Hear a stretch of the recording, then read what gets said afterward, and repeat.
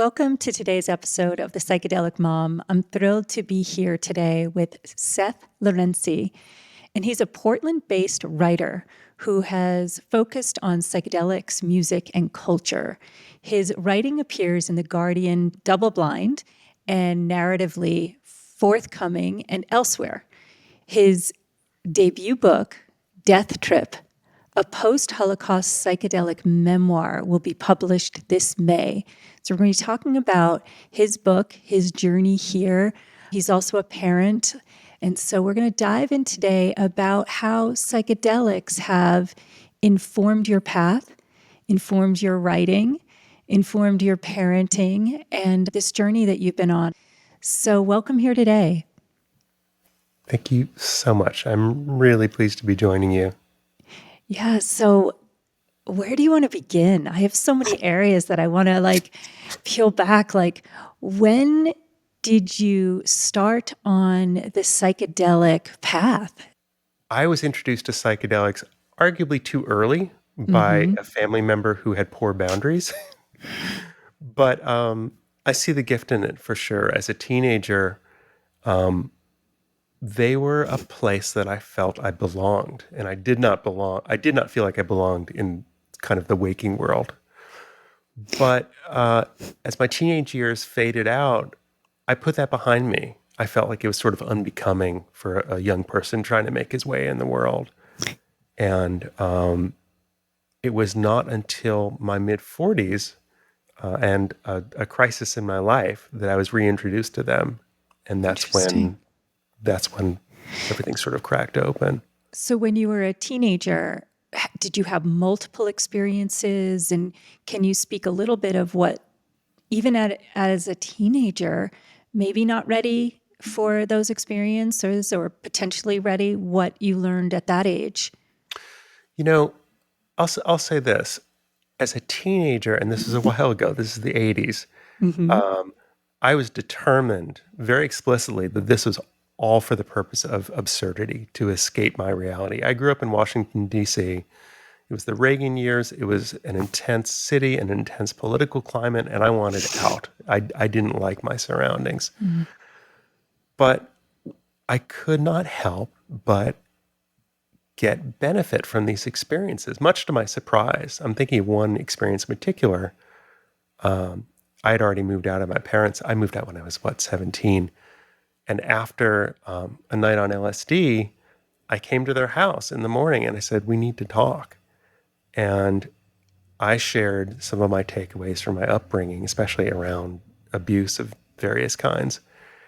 And they, I'm pretty sure they were not ready to hear it, but just having the presence to speak what was true for me and to share it with them was a huge deal for me. That was a real gift.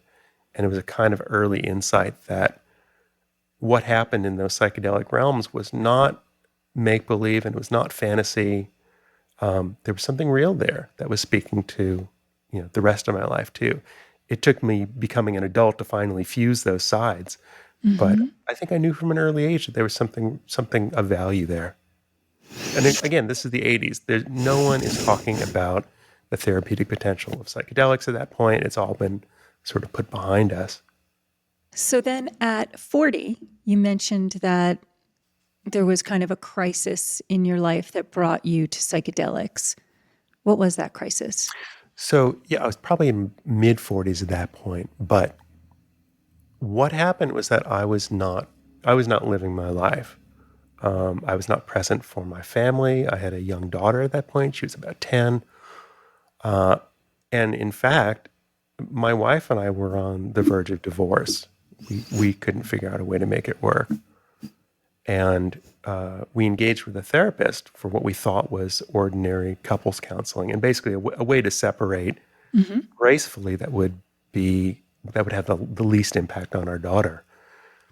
And after a couple of more or less standard sessions, the therapist very innocently asked, would you like to try one under the influence of MDMA? And having nothing else to lose, we did. And it's really hard to overstate this, but everything about our lives changed after that. Wow. for the better.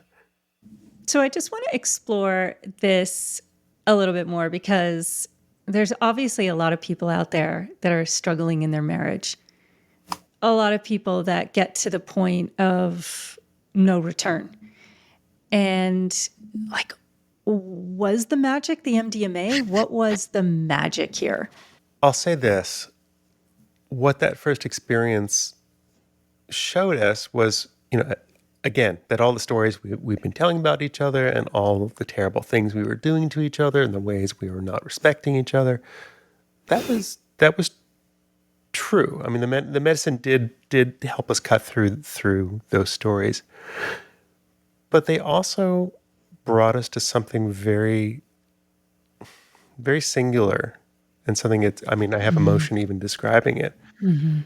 And that's that we had an essential contract with with one another. I think my wife described it as a soul contract. And that was really important. And it was not yet complete. And if and when it did become complete, maybe it would be, and maybe it will be time to separate. But in that night, and we'd also been together at that point, going on 20 years, 15, 20 years. It had been a while, right? There was still... Oh, hello, visitor. It is For not a those of you virtual... who are not seeing, we have a little doggy. Yeah, it's not a virtual meeting without dogs or pets of some kind. We had this very deep contract with each other. Like we had not found each other by accident. None of this was a mistake. And that night really brought us back to that. That's not the case for everyone. I mean, that's the truth. No, that is the truth. Right? So... And it's kind of interesting too, because I wish when I was younger, and wishes of younger and wiser minds, having a wiser mind younger, is futile. But I think it's so important for people to have a deep understanding, which I didn't, that a lot of times when we marry, so much of our unhealed traumas are relational dynamics between our parents, the dynamic that they had with us, the dynamic that they had with each other, that ultimately we're really marrying somebody who mirrors those dynamics, whether they were healthy or unhealthy. And in some ways, it's a place to do deep healing on that level for couples that are willing. And as you said, some couples, there'll be someone willing and there will be someone who's really not willing to do that deeper work, or is still in that place of thinking like, no, idealizing their childhood and idealizing. I see those as sometimes the barriers of like the unwillingness to see like, yes, you had a beautiful childhood and stories came out of it and patterns came out of it.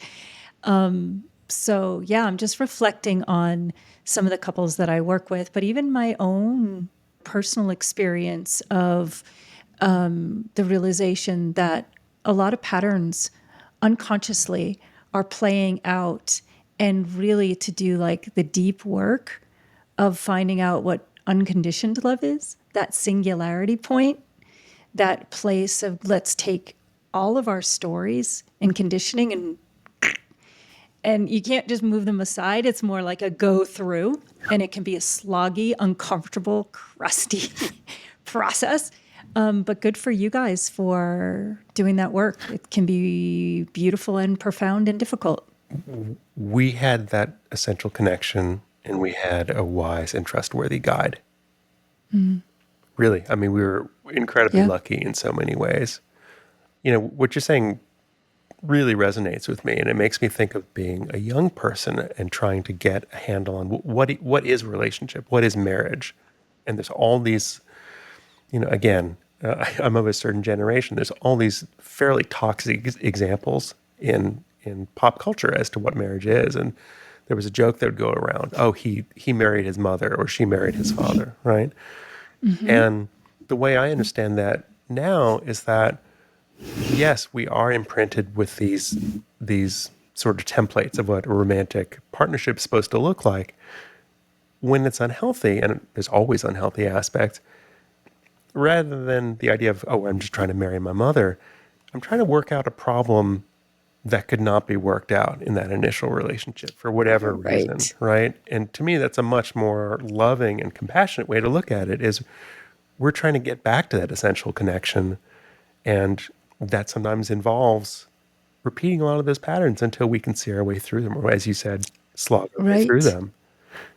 Right. And it's interesting because a lot of times from childhood, and parents do their best. I know I did. Doesn't mean my children survived these particular wounds. Again, what I see in my own experience, there are these core wounds, as you've been hinting at. There's that when as you start to do the psychedelic work, you start to realize that there's these collective wounds, whether that's unworthiness or not knowing what true love is and loving oneself, or wounds of a powerlessness. Some of that wounding happens as children, and sometimes we marry the partner that will trigger that very wound and giving us an opportunity to heal it. That's the thing. It's, in my experience, it's not a mistake. No. That's the portal. That's your way through, right? Yes. And again, we live in a culture that really degrades the value of challenge and of discomfort, right? We're not supposed to feel bad. Our marriage is supposed to be good. We're supposed to have harmony. I don't think that's actually true.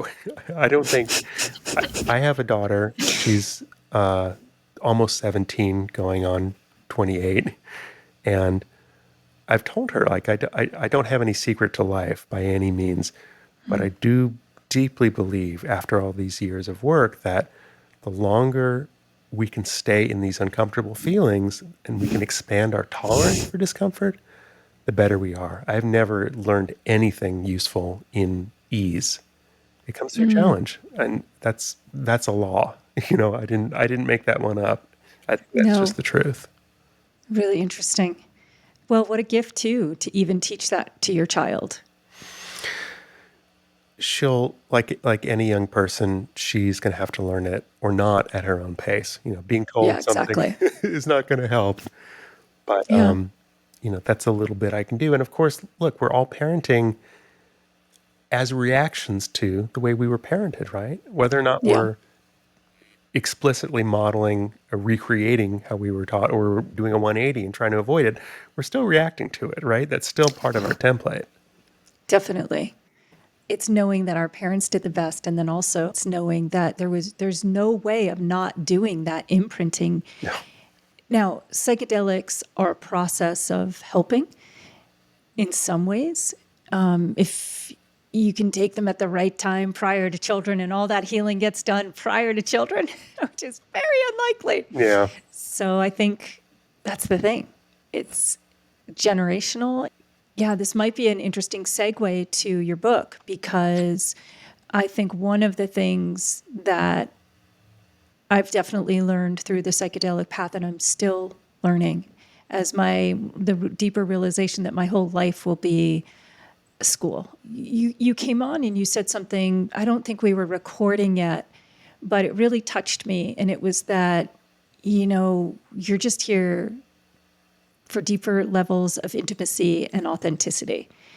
And I had no idea coming into the psychedelic space that that's ultimately what was going to be my process. And how many layers of conditioning to not be intimate, to not say what was true, was largely my conditioning. And I'm still peeling that back. So for you, after the MDMA and the healing that happened between your wife and you, what happened from there? So a number of things happened. My wife and I went into,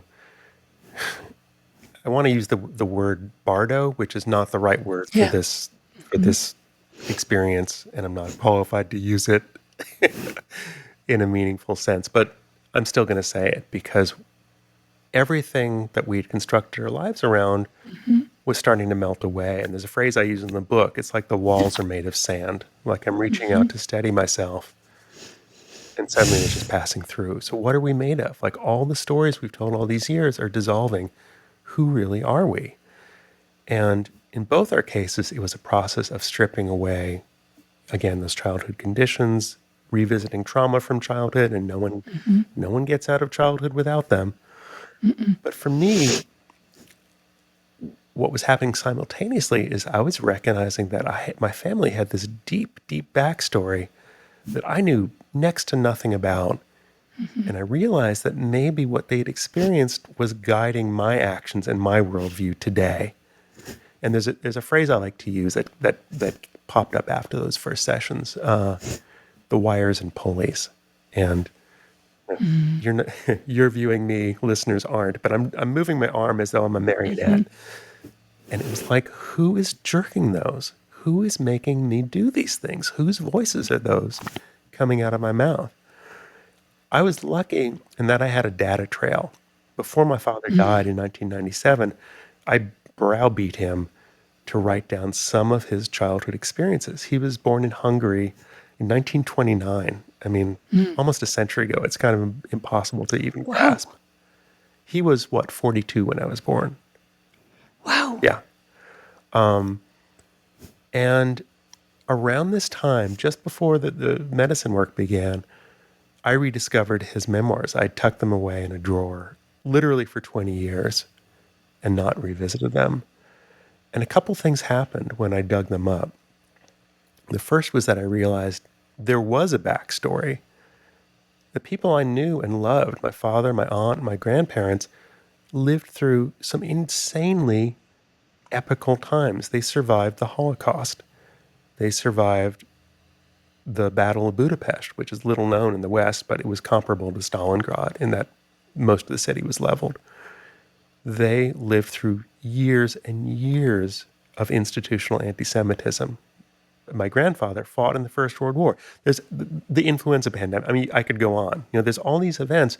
And I realized that my family's story was woven into that and that it had to have an effect that was playing out in my life.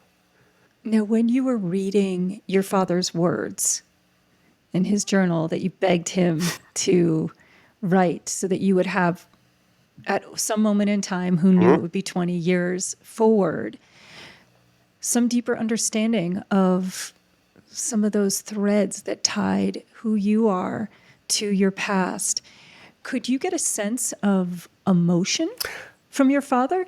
I'm so glad you asked that, because while he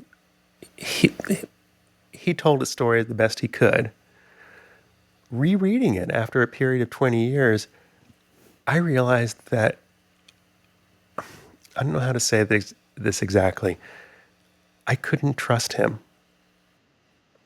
Meaning that there were these moments he would step close to these challenging experiences, and then he'd shy away. I mean, I put it in the book. He almost gets to the Battle of Budapest, which was for sure my family's darkest hour, and for the rest of Budapest as well. And there's a moment near the end in which he gathers himself, and it's really moving. He actually says, if I'm to give you anything from this story, I have to face this, and I haven't done it in 50 years. He totally shut it away, but he never does it. It's almost as if he was hit mid-sentence. I just got the chills, actually. So here's the thing. It's just the realization of how we compartmentalize as human beings. And yeah. I think psychedelics help with that as well, but also these protector parts that are so embedded in us. And again, it's like I can see it in myself, I can see it in clients, but these protector parts that come on and say, no, Can't do that. No, can't do that. And it goes back to what you said to your daughter. If we can expand our capacity to feel discomfort, get close to the truth, it gets us a little closer to what our true experience was. Wow. Which is one of the beauties of the psychedelic experience. It is challenging. I don't believe it's supposed to be safe and easy. I mean, I'll be honest, so there were the MDMA experiences and then into ayahuasca. And as you may know, ayahuasca is challenging. It's Yes. not Very it's not challenging. easy. No, But that's the gift, right? And if we're talking about expanding our tolerance for discomfort, that is a laboratory. That's a safe place where you can experience what is unsafe. not only what's unsafe, so I'm curious about this. I know in my iboga experience, I definitely experienced generational things. And in other mushroom experiences, also was really experiencing what I believe to be like my dad's childhood. And we know through epigenetics that we're not just carrying our parents' eye color, we're carrying their experiences and they're embedded in us. And I'm curious if you experienced what your dad left out in medicine. So here's the thing. Ayahuasca vastly accelerated that process of going Yeah. back in time and recognizing the depth of the story, that there was so much more to learn here. But for me, the message was not, even after the second or third ceremony, and there were many that followed, the message was fairly clear, which was your work is not here.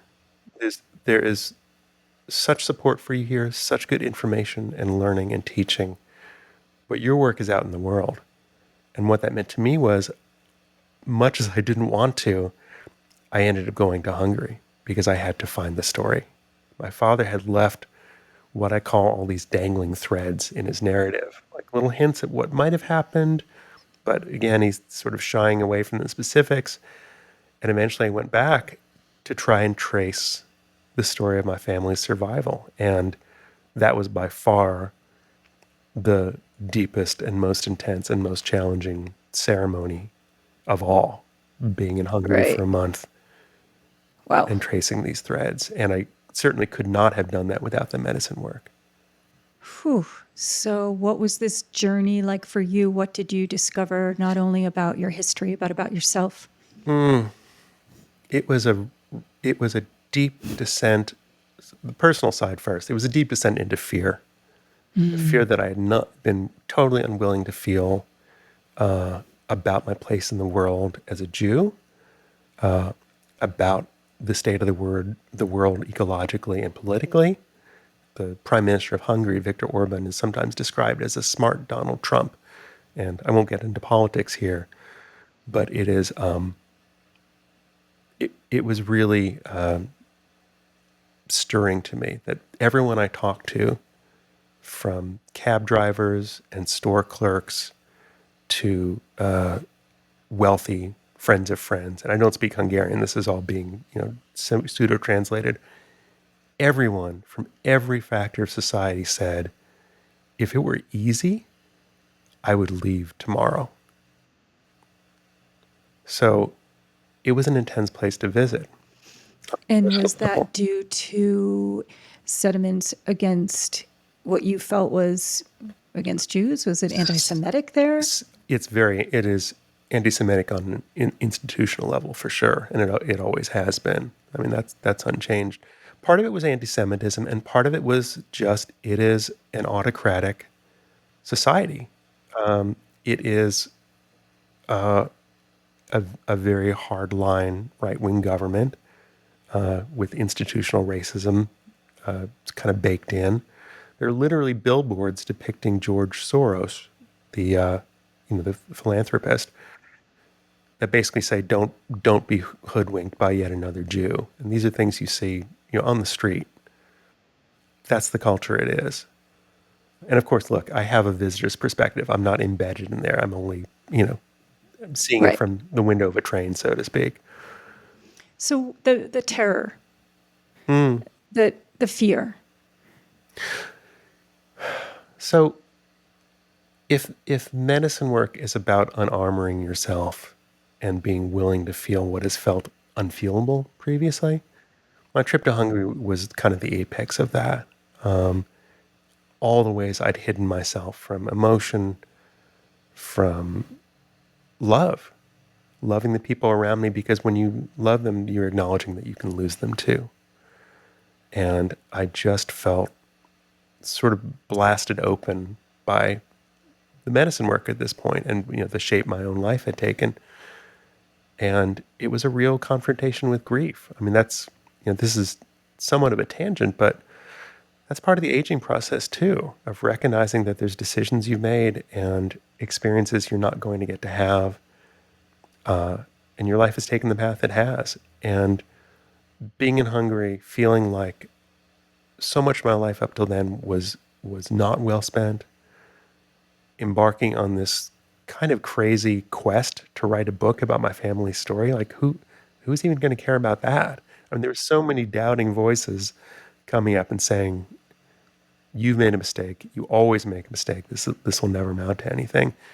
It was a a crucible. It's funny, I interviewed a friend recently, Trish Eastman, who's in the Uh-huh. psychedelic space, and her book is coming out soon too, Seeding Consciousness. And she's been a medicine woman alongside her husband, partner, Joseph. And she said, "You want a real psychedelic experience? Try writing a book. Yeah. Just all the parts, Yeah. the one that you just spoke to, the part that is like, you can't do this. Oh, sure. Who's going to want to read this? All the parts that showed up in the process of writing that book. What was the goal in writing the book?"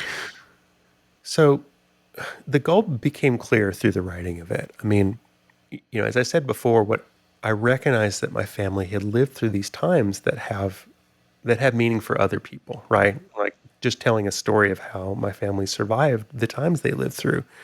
That's a story. What was way more meaningful to me was I felt I'd come to this having wasted so much time, having not done anything useful with my life, useful in quotation marks. And as I began writing it, and as it began writing me, I felt very strongly that the book can be a beacon for people like me who felt they did not belong to their lives, that there is a way out, that we're not consigned to these endless cycles of frustration and failure and self-incrimination. My way out happened to be, an odd one for sure, falling into what I call medicine world and then traveling halfway across the world to trace down this story. But here's something else about the medicine work. For all the trauma and all the suffering that my family underwent, what I recognize is that there's nothing personal about it. There's nothing to hold on to. Like I think especially as a Jew, I'd had a lifelong sense of, I'm not sure if grievance is the right word, but of victimhood. And what I realized in these experiences is, yes, my family absolutely suffered. I mean, you know, I don't need to tell you the story of the Holocaust for sure, and what the Jews of Hungary and other countries went through. But what I realize is that it is also a human story, and that our suffering is not any worse, any more noble, any more noteworthy than anyone else's. And unburdening that sense of grievance and victimhood was a real gift to me, most of all. It's something that didn't weigh so heavily on me. I think that's something that in a perfect world, this book can impart to people as well. Before medicine and after medicine, I'm curious about your spirituality. Did it shift? You're talking about the fact that you were Jewish, and I'm curious, was there any shift in your perspective of this reality of spirituality, of you, of the teachings that you came from? A massive shift, although not quite in the way that you're naming. It's funny, I was writing about this earlier today.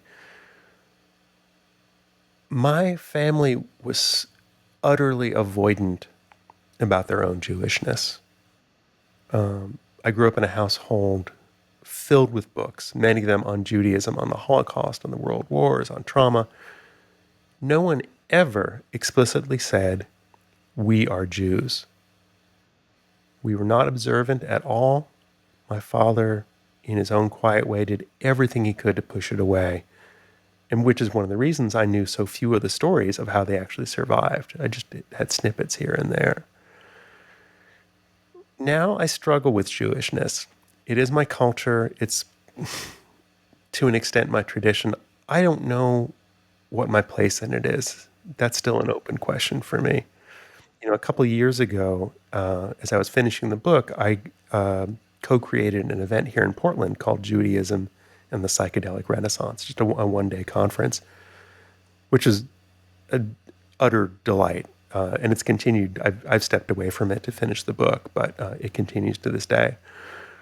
But I have to tell you, being in that room full of people presenting on the book, I felt exquisitely self-conscious.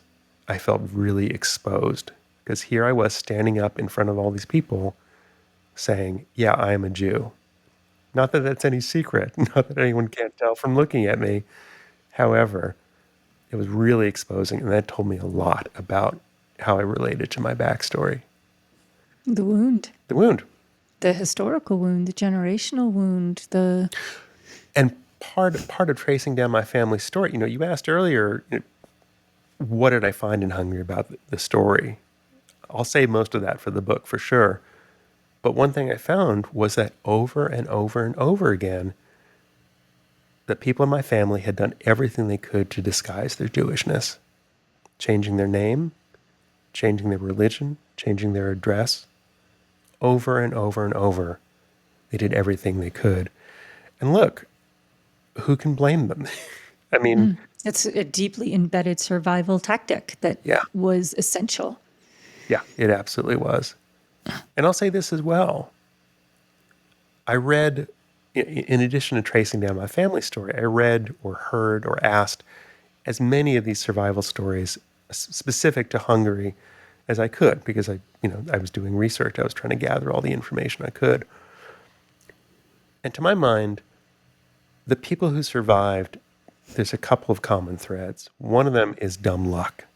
Like literally a bomb hits the other building, not this building. Or you take a left instead of a right and there's a checkpoint to the right. I mean, literally these micro chances occurring many times a day. It's astonishing. Wow. But the other thing is, I believe that the people who survived tuned in to some inner knowing, to some intuition that they had to sort of give up the reins and sometimes do what was counterintuitive to survive. And that was very much my father's story. I'll save that for the book, but he survived by hiding in plain sight in the most obvious way he could. Wow. And I trace that tuning into intuition directly back to medicine as well. What is medicine doing? It's returning us to that native, young, knowing self. Well, there's kind of like a parallel too of like your dad hiding in plain sight, and I look forward to reading the book. But yes, you're talking about medicine and how what medicine is ultimately doing is revealing what's in plain sight that we miss. It's so close and so visceral and intimate. We miss it. I don't even know what to name it, but there's something that is right here all the time that medicine reconnects us to. My wife, Juliana, said something the other night. She said, do you remember being young, maybe 5 or 6 or so, and just at the age when you're learning how the world functions, and having a moment of sort of looking around and saying, is this really it? Is this really how it works? This doesn't really make sense. And I think all of us have that sense. Most of us end up covering over it with stuff, with sensation, right? For whatever reason, some other people want to dig deeper and want to go to what I call the bottom of the ocean and find out what it means. Couple dark nights of the soul along the way. Just couple bardos and dark nights to get through. Going back to psychedelics, what was the true impact of psychedelics on your life? So it's funny. The book ends with this. Actually, the book ends at that the conference, Judaism and the Psychedelic Renaissance, and I finished up my presentation on the book, and there was a Q&A, and the last question, I'm so glad this woman asked it. She said, "So, are you cured?" And I'm I love it. I right. love it. I love it. Yeah. I said, "Look, I am by any measure, I'm sure I'm an anxious, possibly neurotic, don't ask my wife, finicky, uptight. I mean, the list could go on. But before psychedelics, I was not living my life at all. And the only path I could see was down into aloneness. I do believe my book, aside from being just a good story, I do believe it will provide hope to some people and show that there is a way out when things feel hopeless. And I'm also engaged with a large and a deep and beautiful community here, connecting people with this work, presenting on it.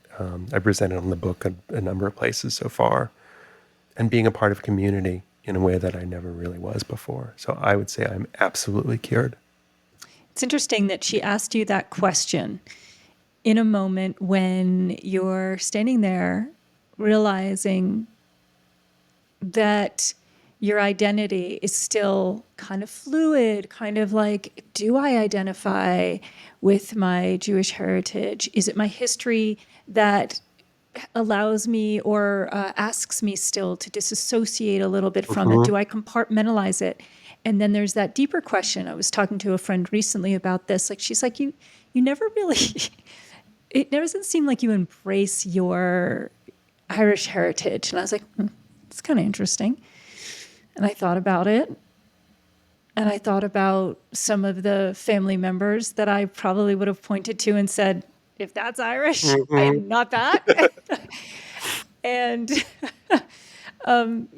some of the collective traumas that run through the Irish lineage.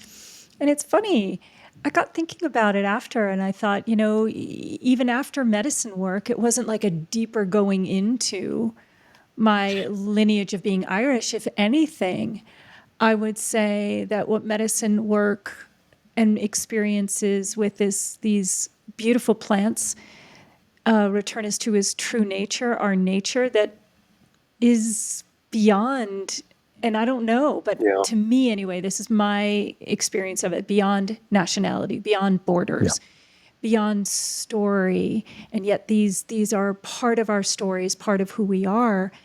But when you really get close to these core emotions that we all share, beyond the fact that we all share the same biology, but we all share grief. No one's coming to this earth without touching joy, grief, rejection, powerlessness, Mm-hmm. that ultimately, I think as we age, as you mentioned, we just keep learning to let go, let go. I have to let, Yeah. there's so much letting go. So I'm curious if that's part of what maybe you were feeling that day. Yeah. Yeah. I appreciate that so much. It makes me think of earlier in the book. I would share bits with people, some of whom had lived through these experiences, right? And experiences meaning the battle, the Holocaust, of Right. physical anti-Semitism, I might say. The horror. And some of them would say, well, this is good. It's good you're sharing this because we can't let anyone forget. And that doesn't resonate with me, actually. I feel like I have a responsibility to my family to tell their story, and that's deep and meaningful to me.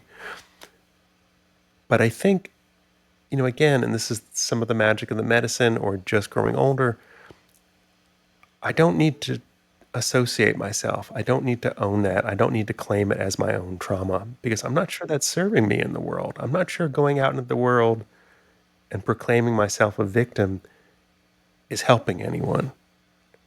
I think nationalism, I mean, we see where that leads. It's not a pretty road. And there's a fine line, right, between embracing who you are and what leads to you and making that the whole of your identity. So, what's happening for you, your family inside in this process? So, you have the medicine journey, the wisdom of the medicine, the wisdom of going to Hungary and having the experience of a complete different journey, intersecting with psychedelics, but also intersecting at a time in history. Yeah. You're confronted with anti Semitic messaging. What does this feel like for you in this time? I mentioned this in the book. I mean, there was this sort of like cruel irony that at the very moment I was metabolizing what had led to me in terms of my father's and grandparents' experiences and sort of trying to untangle the scars of the Holocaust. And the irony is that at the exact moment I'm doing this, what we're facing feels so much worse, bigger, Right. more threatening. I don't have a straight answer. I think I go back to that notion of staying present in the presence of challenge, in the presence of discomfort. I feel powerless, and I feel like the best work I can do in this world is to be a support and a cheerleader for the people around me who don't feel any hope whatsoever. At least I feel a little bit. What did psychedelics in this process teach you about love? The simplest answer is that we are made of it. I was so divorced from self-love. I felt that I had sort of dug myself into this hole, and without loving myself and sort of holding the wounded child that is inside me and all of us, I was not showing it for the people I actually loved most and who needed and wanted it most. That's a simple answer, but I think I should rest with that. And how would you say that psychedelics and this journey of coming to this place has informed your parenting? And Mm. what do you hope for your children to know about their lineage, about life, about you? It's funny you mentioned the lineage piece because I've been gentle with that. There's moments in which my daughter has interacted with media. Strangely enough, there's a movie called Jojo Rabbit, came out about 5 years ago or so, and it's a very strange and actually very funny take on a young boy growing up in Hitler's Germany. It sounds like it has to be Wow. the opposite of funny. I deeply Right. recommend it. It's very touching. And when my daughter and I saw it together, it really opened up her curiosity. Again, the movie is funny and strange, but she realized there is a backstory there and that it is part of her. Like I said, I've been gentle in pushing that on her. It's very important to me as a parent that she understand the water she swim in with the least amount of input from me, right? I want to support her and know that she has a safe harbor here in my heart and in our home. But she's exploring the world on her terms, not mine. And so for me to say, well, look, just so you know, you can only be a Jew in these people's eyes, and this is how they're going to treat you, which was some of the messaging that I got as a kid. I don't think that's doing her a service. Allowing myself to be shown the stories that had made me as a kid, especially the damaging ones, makes me hyper aware when I'm projecting onto my daughter. And I certainly don't do a perfect job of stopping that train. I'm still anxious and controlling, especially around the kitchen and food for some reason. That's something that was really drilled into me as a young person. Interesting. Yeah, I think we have some of that in my own really. family. Yeah. Yeah, I mean, food as control, food as love, food as reward, food as punishment. There's all these facets to it that go unexamined. I said this before one of those ceremonies I referenced earlier. There's intention setting at the beginning, and Some people were looking for specific answers to questions, or some people wanted to see their way out of a problem. And I said, I want to know myself. I want to know what are the distortions in my lens so that I can see more clearly and show up more fully for the people in my life and the ones that I love, and not project onto them. That's ultimately it, really, as a parent. That's all we can hope for. There's a line in the Heart Sutra which says, there's this one line. At any time I'm like about to do medicine, or it's like to be freed of delusive hindrance and the suffering caused of it and from it. I don't know about for you, but for me, there's this sense of going back and rediscovering the childhood wounds and patterns of who I am and patterns of what I've already projected, and not and doing it right is obviously Sure. like a conditioned idea, but always bringing like deep compassion that, gosh, family life is messy, even with medicine, even with, these processes. It's not like you become the perfect parent, No. you know? No, not at all. And, you asked earlier, in relationship to that first experience with my wife, was it us or was it the medicine? And, my answer is basically both. You bring what you bring to it. Yeah. That's intention is so crucial. I have to admit, and again, I wrote this, what I really wanted before that first MDMA experience, which, by the way, I was reticent. It was my wife who was more embracing of the idea. What I wanted really was to take a pill and just wake up and be someone else. And turns out you can't really do that. You have to bring the whole of yourself and work through your stuff. Yeah, it's interesting too, because, the psychedelic mom, Mm-hmm. it's fascinating to think like what my intentions were in going into this work and going into these conversations and just my own path. It's not necessarily, it didn't quite go as I might have thought, And what you just said there too is like, you wanted to wake up with a completely different person. And yet, to some degree, with medicine, you do. You wake up to a deeper sense of something that's beyond personality, primary to everything, even the visual field and body sensations, that you do wake up to something that is, I would say, almost maybe the primordial self, the unconditioned self. I absolutely agree with that. Absolutely. Now, having that play out day to day, Mhm. that's a whole nother game. So, and, I'm glad you say that, because the podcast being called The Psychedelic Mom, I mean, that's such a fascinating juxtaposition to me, which is what drew me to it, because Yeah. I am a parent and a partner, first and foremost, really. Those are my jobs on the human level.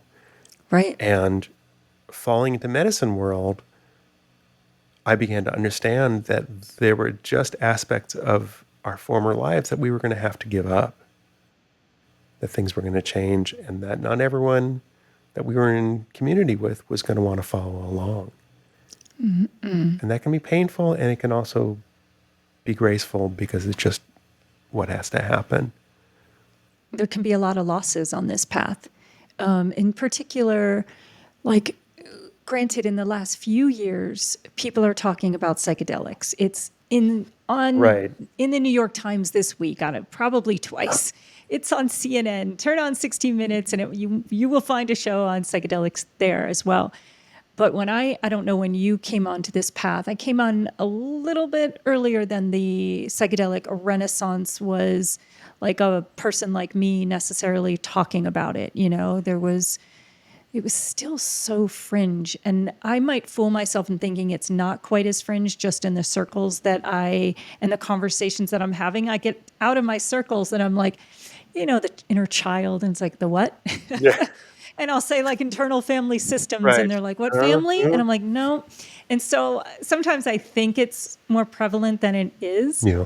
but it is at least, there's at least a Psychedelic Mom podcast out there trying to normalize psychedelics and psychedelics for healing families and, mother-son, mother-daughter relationships, spousal relationships, but also doing the original healing of the family that we originally came from and generations prior to hopefully create the more beautiful world, the more beautiful relationship that we do know is possible. Yeah. Yeah. I mean, you mentioned a moment ago that the psychedelic experience can return us to that primordial personality-less state, but it also returns us to that young child too. And children are looking out at the world through lenses of curiosity and love and acceptance, and it does return us to that as well. And I don't want to get totally gooey-eyed. There's an article in the last print issue of DoubleBlind, which I think will be on the website this month, about research showing that psychedelics can lead to far-right and extremist worldviews and experiences. We're so suggestible; they don't automatically make us more compassionate, loving, generous people. Not at all. No. You know. As a matter of fact, I did a podcast with Dr. Gul Dolan, which I think is probably one of the most important pieces of science that is coming out in the psychedelic space. She gave MDMA to octopuses. And basically, it's because they are so asocial animals and they are far from us biologically, evolutionarily. And so I was curious. How do psychedelics work? Are they working on the neural network that we all talk about? And what she realized was octopuses don't have amygdala. They don't have insula.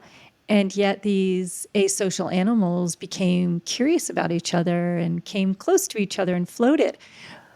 The real piece that was fascinating, though, is that they've discovered that it reopens, it's called the critical period, which is the child's mind. You were just talking about it. It opens up the child's mind.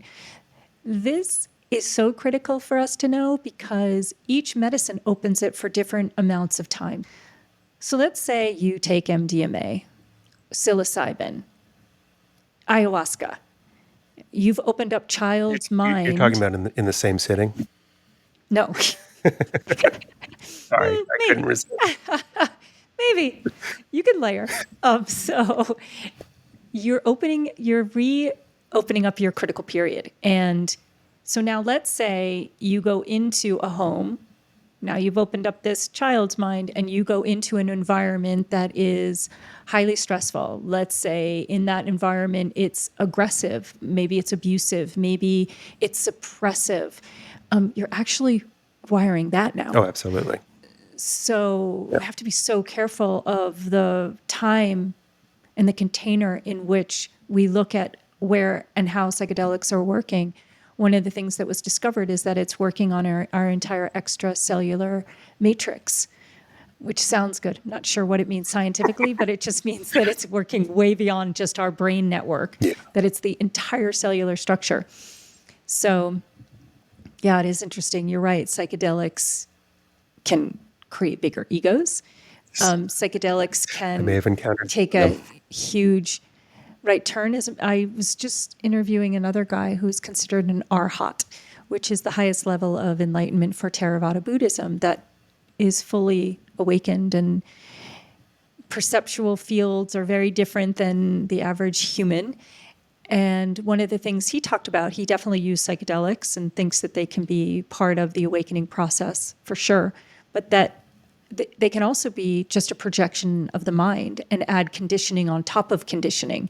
So it's how we use them and how they're guided, and yeah. Which makes me cautious. When I was again co-curating the Judaism Psychedelic Renaissance event, it was actually one of the participants that pointed out to me that we had really created an event that was not about the medical model. It was not about the financial model. There's so many resources about that. I grew up in the punk scene. I see things a little bit differently.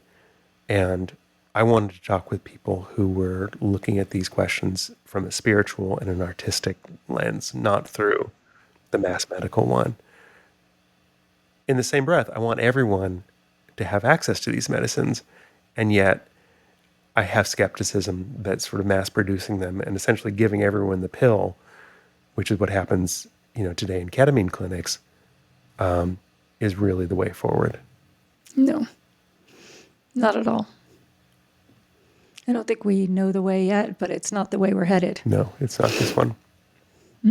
It feels like basically we're just taking the Western capitalist model, medical pharmaceutical model, and superimposing it on earth medicines that we're really calling to free us from that model in general. And many of the structures that we have in place today that aren't serving humanity. Yeah. Yeah, it makes me think of, I had a sort of coming out period when I was still in the middle of writing the book, but I started sharing newsletters, posts, so forth, that I was in this world. I was writing about psychedelics. I was involved in psychedelics. And after I sort of came out, there was this flood of emails, messages from people, some of whom I know, many of whom I don't, saying basically, well, what can I do? I feel anxious, like I need help. And time and time again, I'd point out, anxiety is not in and of itself a problem. That's how we're wired. How are you relating to the anxiety? Is this something you want to banish and get rid of? You just want to feel better all the time? I don't think it's going to help you. I think there's something we need to face as a culture and as individuals that is not sedative in nature. Well, that's interesting you say that, because when I did psychedelics, I was totally psychedelic naive, like no experience with psychedelics, had no anxiety, had no childhood wounds. What? Like nothing to heal. I was just spiritually curious. And so interesting, after a couple of psychedelic journeys, I was convinced that psychedelics gave me anxiety. And it was the realization that like I had compartmentalized so much that maybe this was something that had been here that I hadn't been able to see. But like you, when people say that, I say, psychedelics aren't the answer for anxiety. They can actually amplify it. Yeah. So it might be useful to even do somatic inquiry and see, just using the body as you're going in and finding what's under the anxiety. Is there a child, frozen in time in a place where the anxiety is? So yeah, it's interesting. And I think, I don't know, but at first when I did psychedelics in the beginning of this process, I was so psychedelic evangelical. I'd be like, everybody needs to do this. And now I'm like, maybe go in with some somatic inquiry first. Yeah. Yeah, I'm so glad you put your finger on the ambivalence about this moment in which there is access, not wide enough, but there is access to these medicines, and yet the recognition that they in and of themselves are not the answer. They're part of it. Yeah, they're part of it. They're not a red pill. And there are a lot of people in the underground community that deserve a lot of credit for the work that they do with people, unprotected. It's just, there's no answer. And then you have the clinical model, which doesn't seem to be the answer either. No, and remember, I'm in Oregon too. We are the bleeding edge of this experiment. And thus far, I'm skeptical. I have not, I've not attended a state-sanctioned psilocybin sit. I'm not planning to, I have to be honest. But I'm skeptical as well. yeah. Definitely. Yeah. I mean, it's so narrow and straitjacketed that people with deep therapeutic grounding and experience are not are legally prohibited from bringing that to bear during the session. I mean, they're really sort of being trip sitters. And that on top of the price point, I think last time I investigated, I think the least expensive option was something like $2,300. I don't call that accessible, especially for the people who need it most. Have you done psychedelics with your kids?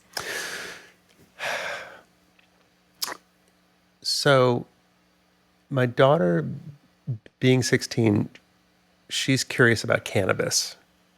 And, some people don't consider that a psychedelic. I believe it definitely is, just in a sort of a very different class. And I have to be honest, I felt some hesitancy. As I said earlier, I had plenty of psychedelic experiences as a teenager. The cannabis ones, I think, were fairly damaging to me. Knowing what I do now about how it works in the developing brain, I have a lot of skepticism. It's not great for young people. I'm glad you say that. I feel like sometimes I'm like I don't Like a know, nanny like or in a something. yeah, it's like in the psychedelic space, all of them have to be accepted. And yet, Right. from my experience, my personal experience, and not mine being with Mm-hmm. cannabis itself, but from what I witness, there's a lot of addiction. Yeah. There's it's not safe for young minds. I've seen psychosis. I'm in Sedona right now, and there's a center here called, I forget, but when I called him a couple of years ago, I asked, what are you seeing? They get people off of SSRIs. Mm-hmm. And he said one of the things that they were seeing the most of was psychosis from cannabis. Yeah.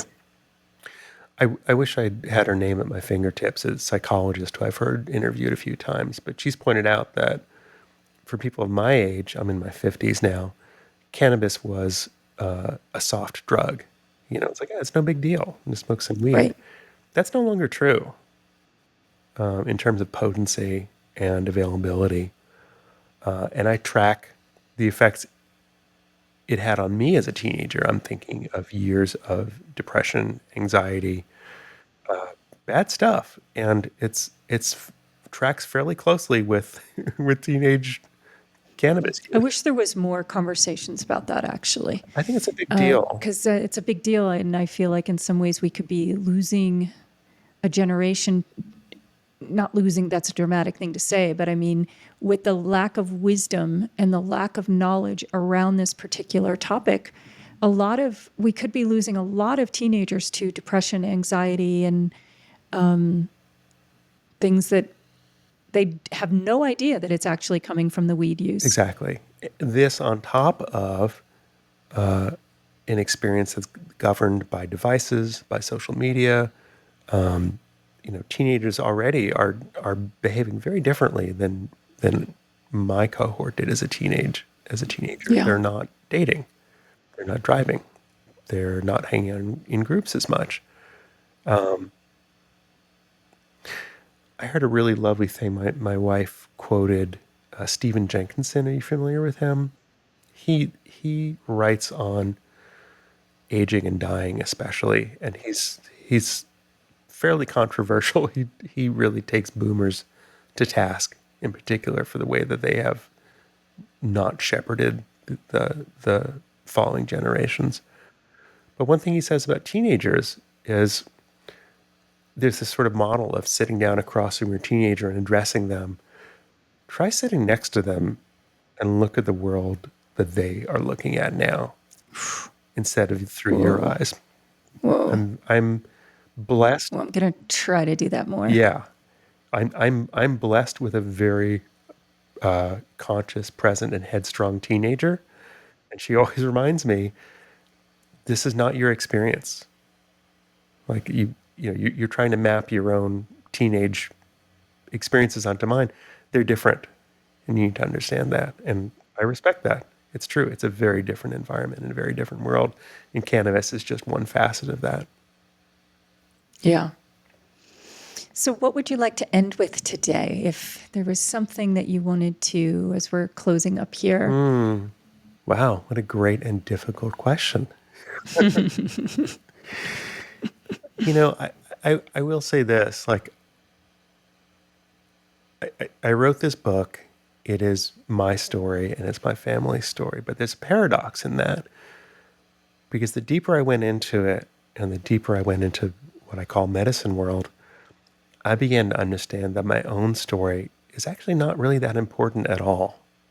And I mean that in the best possible sense. Whatever suffering my family experienced, whatever my own personal misfortunes, they're not important. They're not that big of a deal. And coming through that to the other side, where I can be a present partner, a present father, a part of my community, doing what I believe are small good works in the world, I think it's a really big deal, because I look around me and I see a lot of people, especially men of my age, who feel really alienated from their lives, who feel like they don't have a place in this culture. And in some ways, flawed as I may be, I'm kind of a case study. And I think this story has worked out really well. I'm really grateful for that. And I'm really grateful for the chance to share it in the form of what I think is a pretty bonkers story, this book. I can't wait to read it. Oh, thank you. Yeah. Well, many, many blessings and best of luck with this book. It comes out 2 months from now. Correct. The publisher is Spiral Press Collective, and you can fit that all in the URL, and it'll take you right to the book. And how can people reach you? Well, the problem is you have to spell my name. I'll put that in the show You should. notes. But I'll say this: I do have a Substack, which is called The Bottom of the Ocean, so you can search for that name there. And also that first MDMA experience that we spent some time talking about earlier, that was recently excerpted in DoubleBlind. So if you subscribe to that magazine or just go to their website, you can find it there as well. So you've always been a writer? No, that's the funny thing. It was other people who saw it way sooner than I did.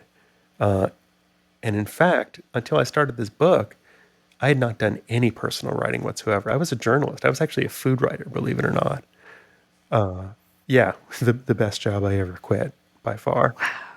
But I had not written anything personal. And, Well, no wonder why you can be a little snarky in the kitchen. oh, yeah, it's more than that, but thank you. I'll point that Yeah, out. Yeah. yeah. Well, great. Thank you so much for being here Oh, and sharing your story. thanks for having me.